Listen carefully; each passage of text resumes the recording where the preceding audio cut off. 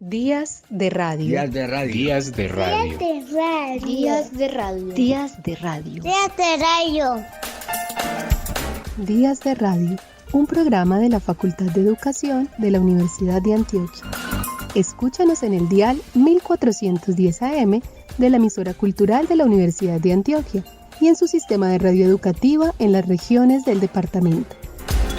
La radio no finaliza cuando termina el programa.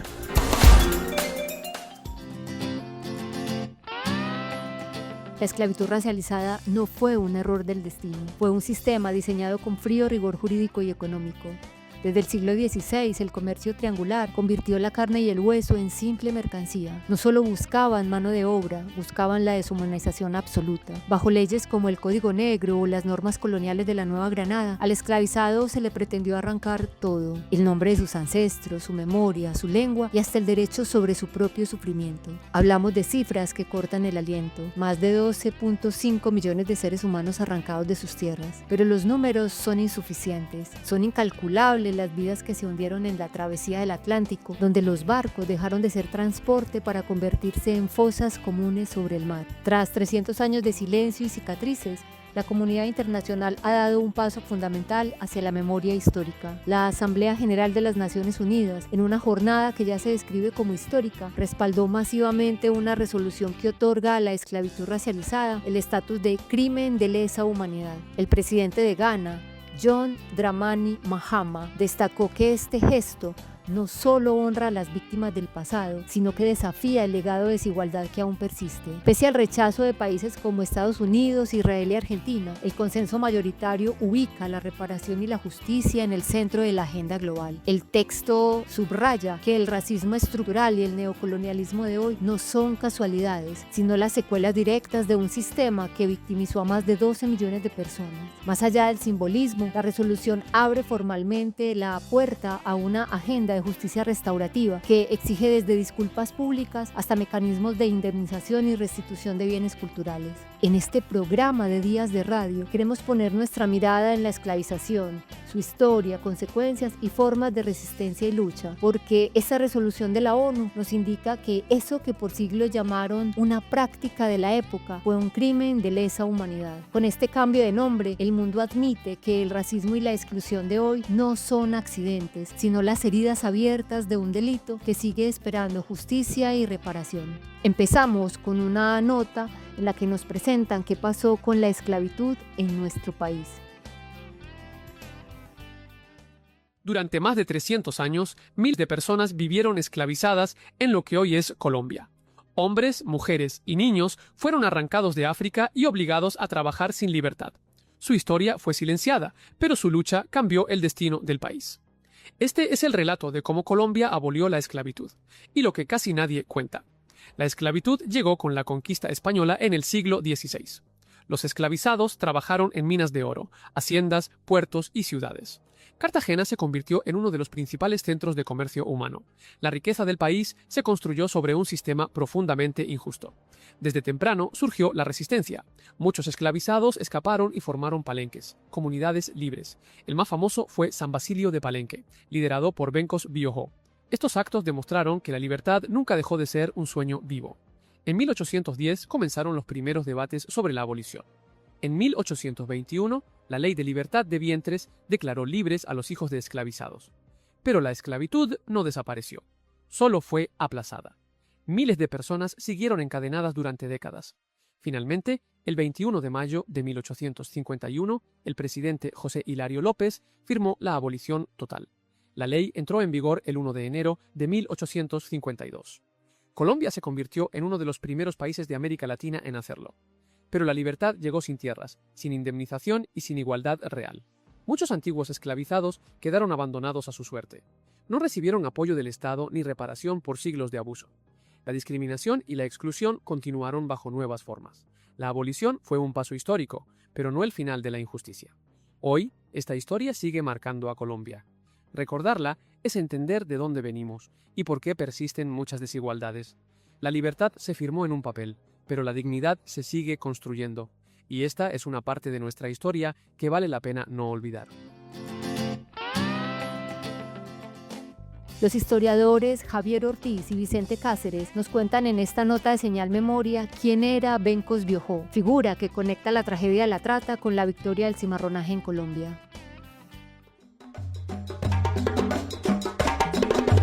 Bueno, Bencos Biojó es un esclavizado, vino como esclavizado, que eso implica que decir que Bencos Biojó era un esclavo es falso, porque no era un esclavo, era un esclavizado, es decir, fue alguien que lo convirtieron en esclavo. Domingo Bencos Biojó, líder africano, nacido en Guinea, África. Y llega a Cartagena, que es el momento además donde se está dando la unión del reino de España con el reino de Portugal.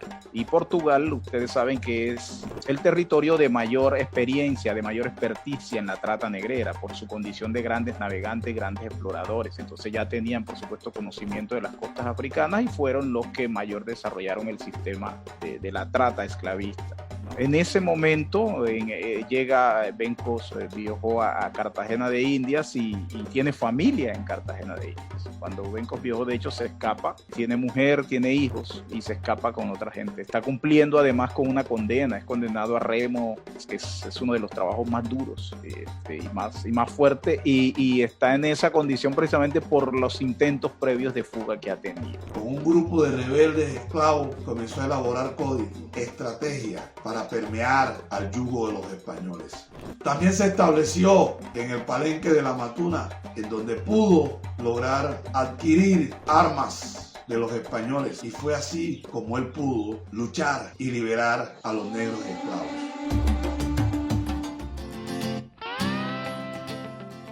La libertad se conquista. Donde hubo cadenas, hubo fuego de libertad.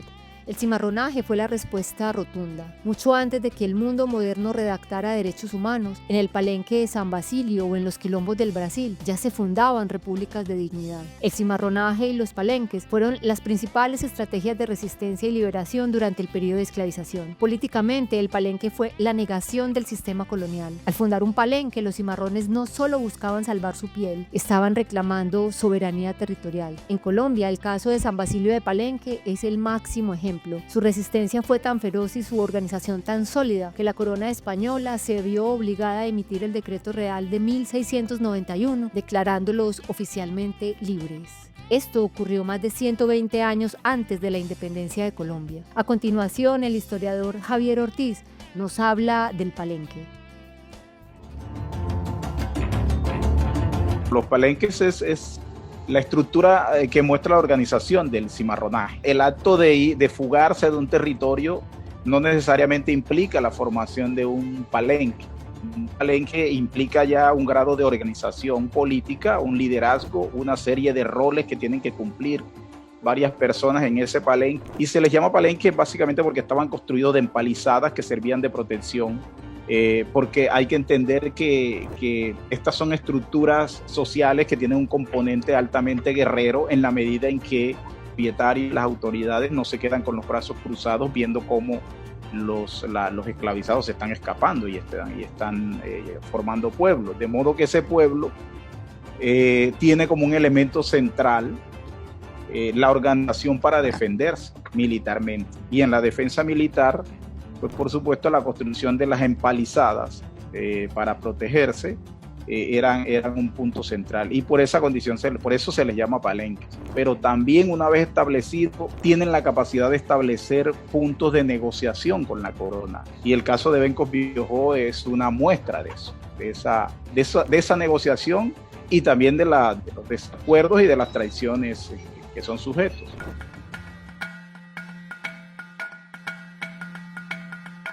Todo el Pacífico, todo el Caribe colombiano, toda la parte de Antioquia, sobre todo en la zona de las minas, ¿no? Toda la zona minera del norte antioqueño, Remedios, Zaragoza, Cáceres, fueron zonas donde hubo palenque. Toda la zona desde la Guajira, ¿no? Desde la parte más metida hacia el mar de Colombia hasta el Darién, es decir, todo lo que es el Caribe colombiano, y bajando el Atrato, adentrándose el Chocó y luego cruzando hacia lo que sería ahora Cauca y el Valle del Cauca hasta las fronteras con Ecuador, todas las zonas de Esmeraldas, incluso que es una zona que pertenece a Ecuador, pero que es gente con una relación muy fuerte con el Pacífico colombiano, porque pues era por la misma unidad política administrativa, había palenques. Los cimarrones eran aquellas personas esclavizadas que huían y se refugiaban en palenques, comunidades autónomas. No fue una simple huida, sino la fundación de un proyecto civilizatorio alternativo que rompió con la lógica de la mercancía para instaurar la lógica de la comunidad. Al establecer los palenques, los cimarrones no solo conquistaron su libertad física, sino que crearon estructuras de autogobierno, justicia propia y propiedad colectiva. Hoy, el cimarronaje trasciende la historia para convertirse en una postura política vigente. Es la raíz de la autonomía territorial y el referente ético de los pueblos que, frente a las nuevas formas de exclusión, insisten en el derecho irrenunciable a existir bajo sus propias leyes y memorias. En la siguiente nota, Alfonso Cassiani, historiador de San Basilio de Palenque, nos explica qué es cimarronear. Hace 300 años, hace más de 300 años, nuestros ancestros se vieron obligados a romper la cadena, a hacerse libres a sí mismos y le llamaron cimarrones. Inauguraron el cimarronismo como un movimiento libertario. Cimarronear es la lucha constante y permanente por la libertad, pero una libertad que se construye en colectivo, que se construye en comunidad. En la medida que yo soy libre, los otros son libres. O más aún, en la medida que los otros, la comunidad es libre, yo soy libre. Es un legado ancestral según el cual cada uno de nosotros se debe a una comunidad y tenemos como compromiso apostarle al fortalecimiento de esa comunidad sin detrimento de los derechos y las garantías de cada persona, de cada ser. El cimarronismo es una lucha constante por seguir siendo palenquero. Eso nunca terminó, porque incluso después que se abolió la esclavización, mucho después de haber hecho el acuerdo de paz de 1714 que reconoce la libertad en este territorio, seguimos construyéndonos a nosotros mismos. Y dada los niveles de racismo, de discriminación, dada la negación a reconocernos como tales, seguimos cimarroneando y nos hemos hecho sentir, nos hemos hecho ver en la medida que somos capaces de seguir cimarroneando, construyendo autonomía, fortaleciendo nuestra identidad, defendiendo nuestros territorios.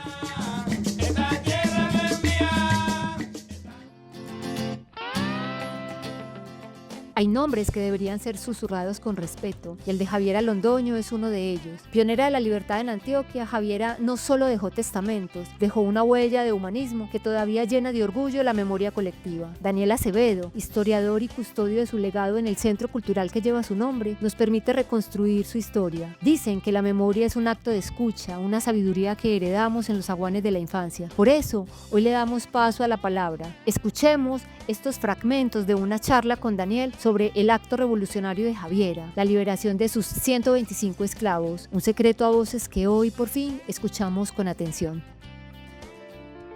Doña Javiera Londoño y Zapata nació en 1696 en la villa de la Candelaria de Medellín. Se casó a los 19 años, en 1715, con el sargento mayor don Ignacio Castañeda. En el año de 1734 deciden emigrar a el Valle de San Nicolás y se instalan en una vivienda que quedaba en todo el parque de Río Negro. Allí se instalan, pero los esposos Castañeda eran grandes propietarios de tierras, tenían muchos esclavos y muchas minas, porque ambos eran principalmente mineros. Las minas que ellos tenían eran unas minas de aluvión. El oro se extraía principalmente de lo que hoy se llama la quebrada del Agudelo, que antes era Arroyo del Guarzo, y del río Pantanillo. Se extraía mediante el bateo. Los esclavos se adentraban en el río y con una batea agitaban la tierra y desprendían el dorado metal, el añorado metal dorado, que era el sueño de muchos españoles en la época colonial. Resulta que en el año de 1757, doña Javiera Londoño y Zapata y su esposo Ignacio Castañeda firman un testamento de mutuo, y en este primer testamento liberaban la cantidad aproximada de unos 17 esclavos. y las propiedades se las legaban el uno al otro. Es decir, que estando vivo don Ignacio ya había una vocación hacia la liberación de algunos esclavos y de la importancia de este acto. Sin embargo, no sería hasta el Segundo Testamento que escribió doña Javiera Londoño en el año de 1766 cuando se da liberación total a toda la cuadrilla de esclavos, que eran más de 125 esclavos. Esto ciertamente no es un acto baladí, porque un esclavo era bastante costoso. Un esclavo podía valer casi lo mismo que un inmueble, que una casa. Este Segundo Testamento se escribe después de la muerte de don Ignacio. Hay que aclarar que los esposos Castañeda no tuvieron hijos. A doña Javiera, a raíz de eso, ella después de su muerte, intentan invalidar su testamento y el primer albacea, que era Fabián Jiménez, intenta poner un juicio en contra del Segundo Testamento por considerarlo que no tiene validez, e incluso afirman que doña Javiera estaba fatua, es decir, que doña Javiera estaba loca. Y se viene una serie de litigios jurídicos que duraron más de 8 años, en los que se pretende demostrar que doña Javiera está loca para invalidar su Segundo Testamento. Puso solo una condición en el Segundo Testamento que escribió en 1766. Y la única condición que les puso doña Javiera es: bueno, yo los libero, pero ustedes cada año tienen que venir a celebrar una misa por el alma mía, y la de mi esposo es la petición que doña Javiera le hace a sus esclavos. Más de la mitad de los esclavos se fueron a otros territorios y colonizaron tierras en Abejorral, en Fredonia, por ejemplo. Esos esclavos que se fueron, sus hijos, sus nietos y sus descendientes siguieron viniendo cada año al retiro a celebrar la misa por el alma de doña Javiera y su esposo. No solamente celebraban la misa, salían de la capilla y celebraban. Empezaba el baile, prendían una fogata, empezaban a sonar los tambores, bailaban en el atrio, armaban su fiesta. Ese es el origen de la fiesta de los negritos, porque cada año los esclavos volvían, los libertos volvían, sus descendientes volvían y conmemoraban el acto bello, único y maravilloso de la libertad. Y en esa celebración de la libertad surgió la fiesta de los negritos.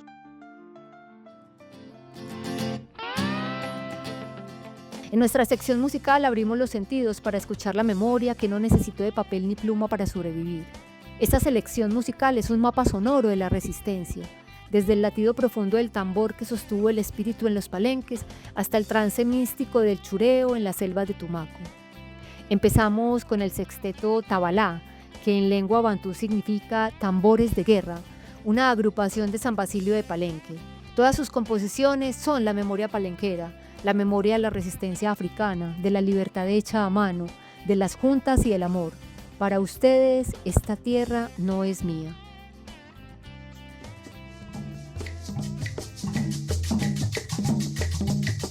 Esta tierra no es mía, esta tierra no es mía, esta tierra no es mía, y esta tierra es de la nación. Esta tierra no es mía, esta tierra no es mía, esta tierra no es mía, esta tierra es de la nación. El ingenio Santa Cruz, una cosa poderosa, llegaron hace 100 años y derrotaron todas las cosas. Llegaron hace 100 años y derrotaron todas las cosas por ahí. Esta tierra no es mía, esta tierra no es mía, esta tierra no es mía, esta tierra es de la nación. Esta tierra no es mía, esta tierra no es mía, esta tierra no es mía, esta tierra es de la nación.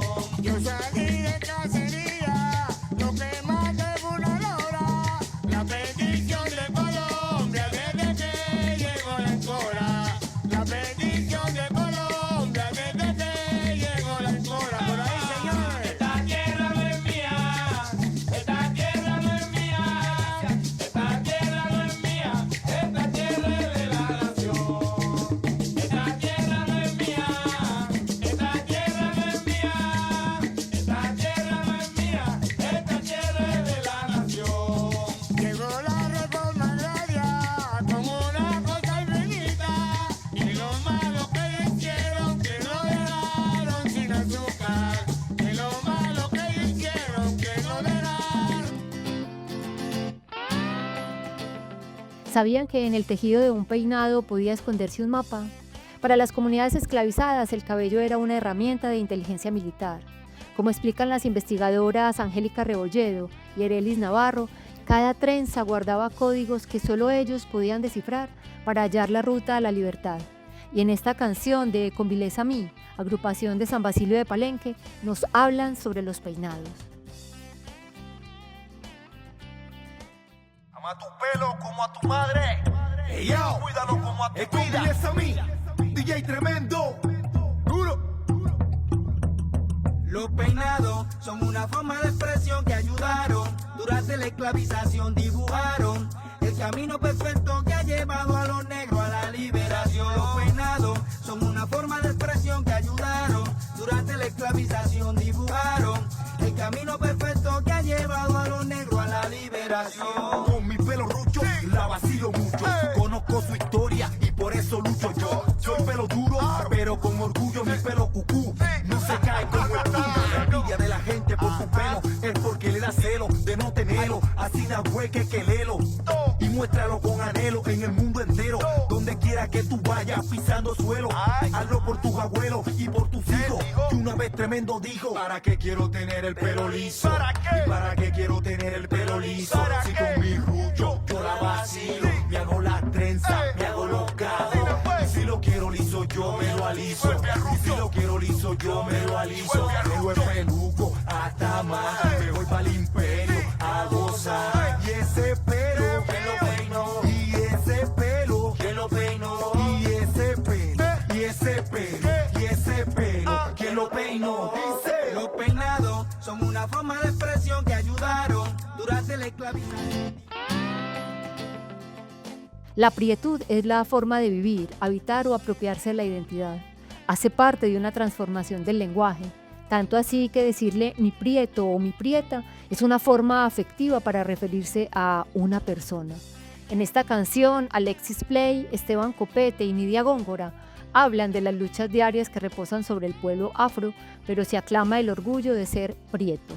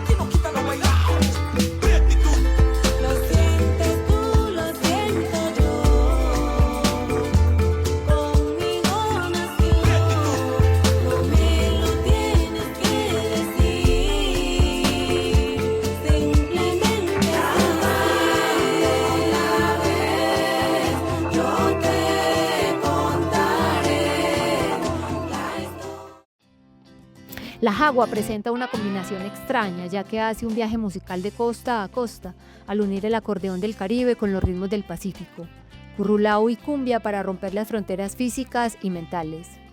En esta canción está la marimba de chonta como instrumento extraído de las raíces africanas y también tambores, armonías y cantos del Pacífico, matices y percusiones de la región Caribe, con gaitas, acordeones y un componente importante de la región andina con la que se evidencia un legado cultural.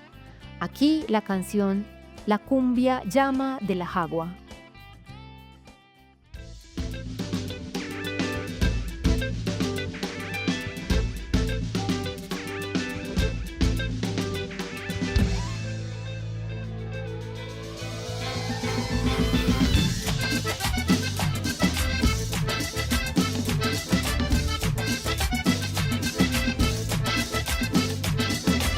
Ven, escucha cómo suena esta cumbia. Escucha lo que suena este ritmo, te lleva bien afuera. Con un rulao bien salteado. Mantente caliente en esto que es bien contagioso. Ven, escucha cómo suena esta cumbia. Hicieron un pasito para adelante y otro pasito para atrás. Con un rulao bien salteado. Pacífico y Caribe con las aguas aquí lo dicen. Es lo que traigo, que estoy de aquí. Es tu ritmo eléctrico que te hace este feliz. Pacífico y Caribe sonando por fin. Aquí con la cumbia llama de las aguas, yo no quiero fin. Con las aguas, yo no quiero fin. Pacífico y Caribe, esto es lo nuestro.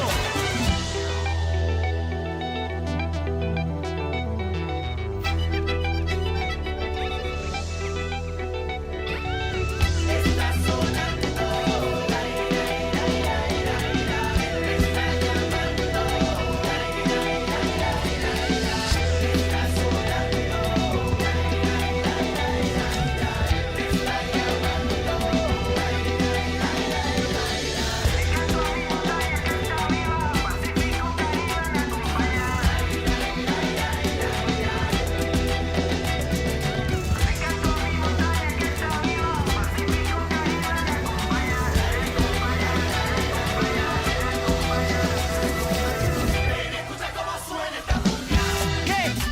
¡báilalo!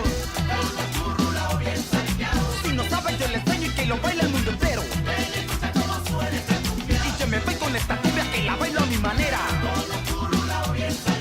Bailalo con emoción y que te lleva donde quiera. Está pasando, me está bailando la cumbia de la raza. Aquí está contagiando. Que lo baile René, que lo goce Raquel, que lo diga mismo con un tiene este tigre, goce cada quien hasta que quiera amanecer.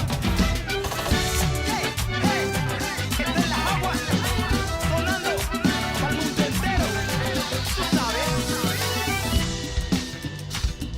Días de radio. Días de radio. Días de radio. Días de radio. Días de radio. Días de radio. Días de Radio, un programa de la Facultad de Educación de la Universidad de Antioquia. Escúchanos en el dial 1410 AM de la emisora cultural de la Universidad de Antioquia y en su sistema de radio educativa en las regiones del departamento. La radio no finaliza cuando termina el programa.